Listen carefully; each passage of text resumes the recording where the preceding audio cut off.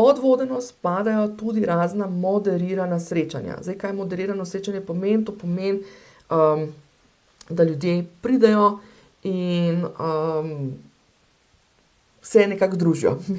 Bom tako po simpel povedala. Skratka, kjer smo mi, bom rekla, moderator, pa zdaj govorim o moderatorju v kontekstu spletnega izobraževanja.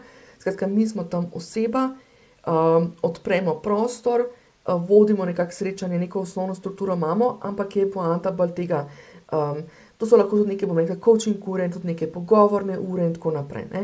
Skratka, tudi to je en del vodenih programov. Običajno zdaj, če samo nek coaching, ne samo, ne, ali pa neke pogovorne ure, se je to po navadi nekaj, kar dodamo še k nečemu zraven. Ampak čim to dodamo, lahko bi imeli mi posnete vsebine, pa dodali zraven še coaching ure ali pa pogovorne ure ali pa neka ta moderirana srečanja, pa bi že lahko rekli, ok, gre za voden program, ker v nekem določenem obdobju delamo na nekih zadevah skupaj, ne.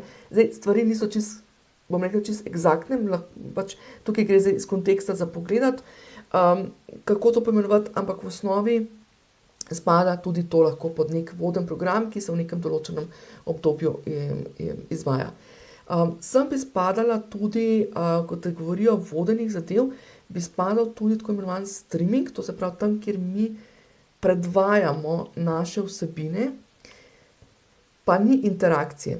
Ne, v bistvu, recimo sama sem vključena v en program, kjer pravzaprav se dobimo na določen dan ob določeni uri, vendar nimamo, ker je toliko velika skupina, ker gre za več 100 ljudi, sploh nimamo interakcije, čeprav se tudi to da narediti, da je interakcija, ampak gre za informativne narave, no. V prejšnjem videu, v Trendi 2026, sem razlagala programe na podlagi informacije ali pa na podlagi transformacije in tukaj v bistvu pravzaprav tudi tukaj lahko rečemo, da kadar imamo večje skupine, ne, tukaj je tisti potencial zdaj tega scalinga, ne, tega, da lahko rastemo, več ko imamo ljudi, lahko še zmeraj izvajamo tudi nadaljavo te zadeve in bi tudi spadalo lahko v to kategorijo, seveda pa potem se to lahko tudi posname in da v učilnico oziroma nekam na neko platformo naloži. Tako da druga stvar, torej to vodeno smo rekli, torej najbolj tipična situacija pri vodenih programih je to, da imamo neka Zoom srečanja, po možnosti neke delavnice, neke take bolj interaktivne narave, da so udeleženci vključeni in aktivno tudi na nečem delajo, zdaj ali na sebi ali na nekih otipljivih zadevah.